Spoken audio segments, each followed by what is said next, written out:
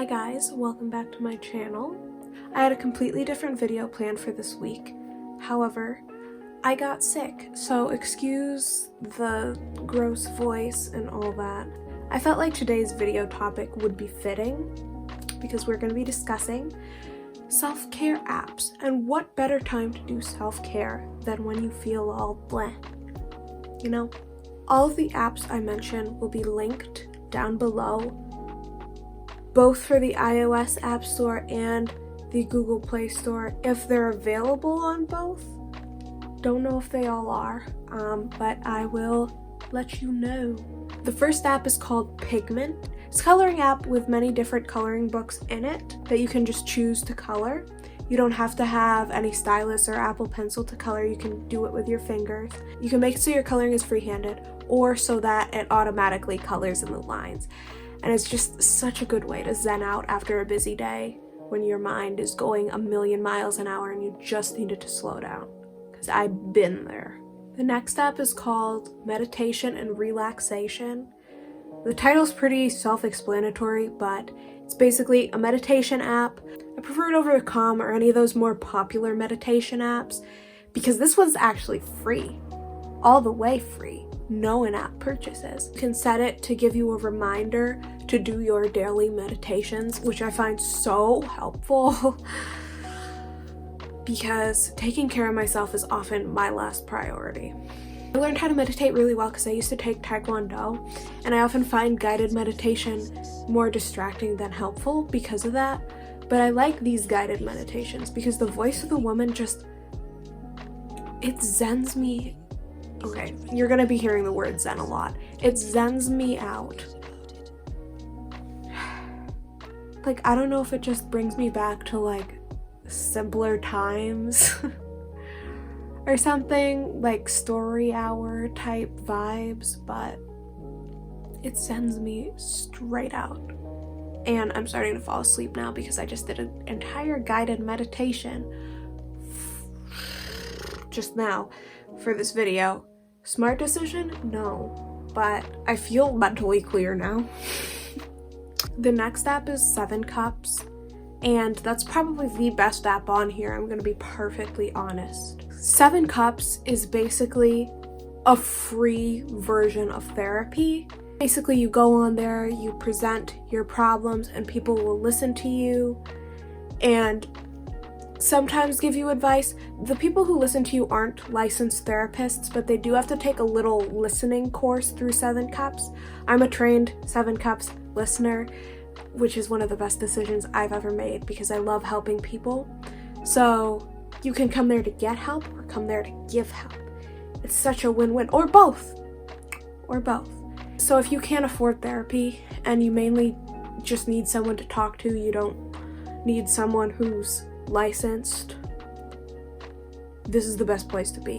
But like, if you need an actual psychiatrist or you need a counselor who's going to give you actual counseling skills, like with CBT therapy or whatever it's called, this is not the place to do it. It can help you when you're having a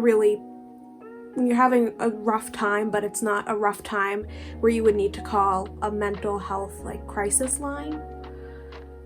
It's not for stuff like that. But if you need someone to talk to because you feel alone or you feel upset over something, it's very, very helpful.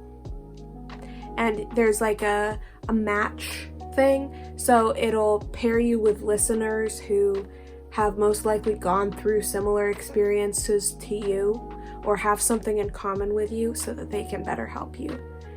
And it's amazing. Okay, so even though I've been using 7 Cups for about 3 years now, I didn't actually know this, but you can get a licensed therapist through the app, but I believe it costs money.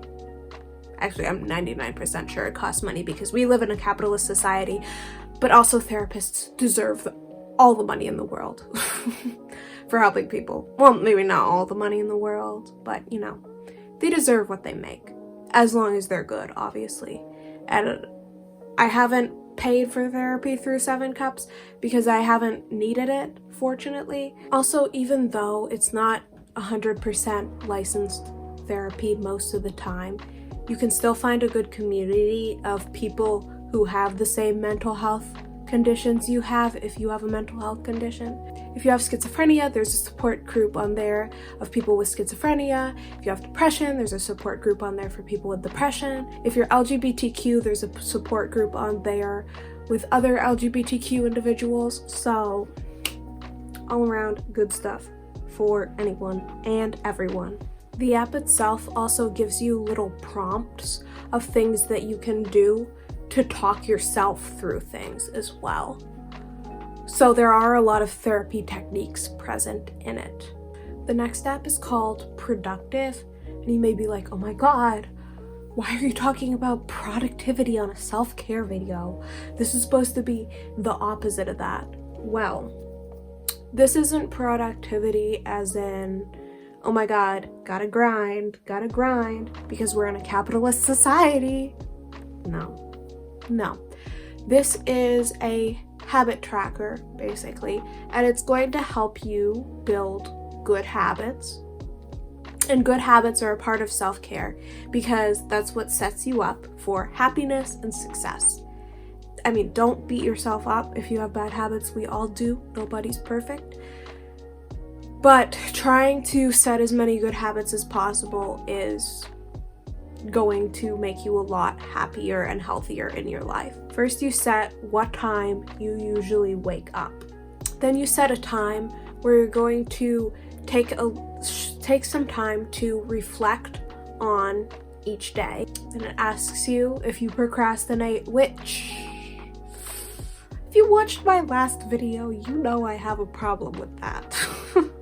And then it asks you a bunch of other questions so that it can figure out what habits you will probably need to work on in order to be productive and healthy and happy. The app is not totally free. There are some in-app purchases. It's like a little subscription to make it more in-depth, but you can still use the app for free. So I would recommend, trying it for free, and then if you really like it, get the subscription. I don't have the subscription, works fine without it. There's tons of pre-made habits in the app that you can track, like drinking more water, exercising, reading, but you can also create your own.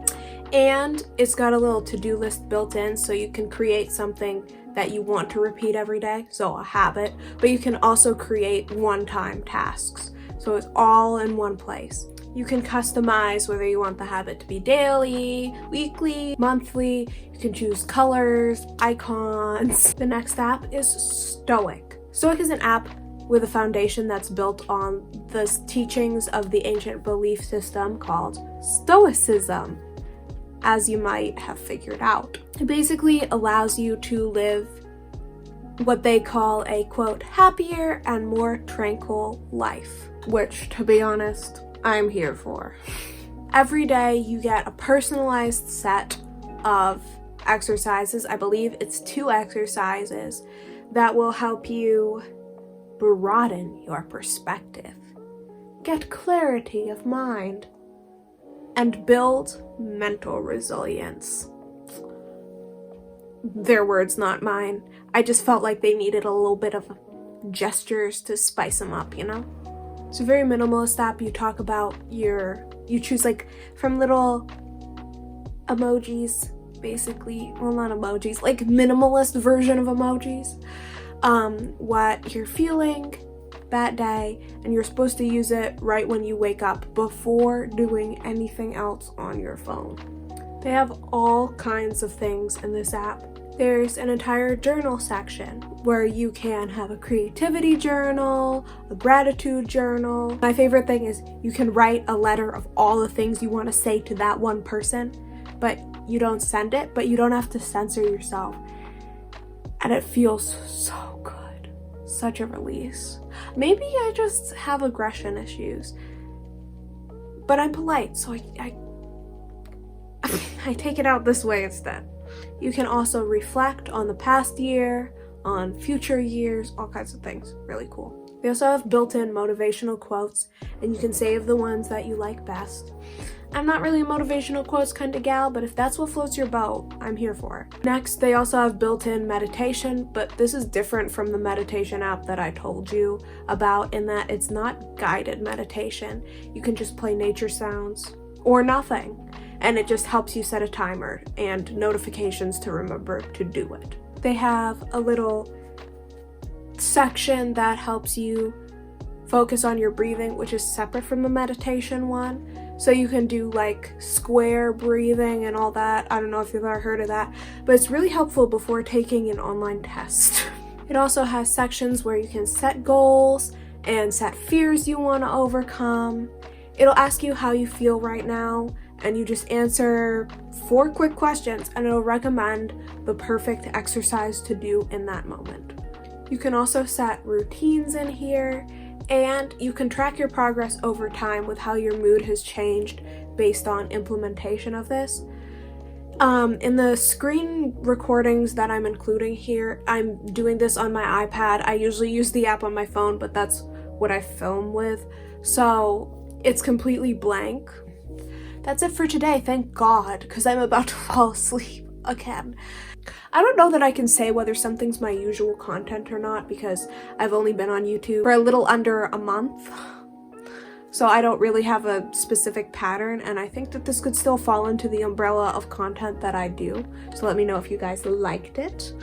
Don't forget to like and subscribe to me, I really appreciate it. Leave comments, positive or negative, they help me either way. I just wanted to say a little funny tidbit. I've been planning a much more in-depth video for this week, but I had a really rough week with all the work I had to do, which hopefully you will eventually know about. I'll be able to reveal it soon. But I was unable to make that video. And I have a list of video ideas on my phone that are split into 2 sections. One is high energy video ideas, and the other is low energy video ideas. And this is a low energy video idea. It's a low production value video idea and all that. So this kind of thing and my skincare routine that I did are all ones that don't take that much time and effort. They still take time and effort, but they don't take that much as compared to my What I Learned in 2020 video or my weekly vlog that I posted. So I still hope you enjoyed. You know, share this with your friends.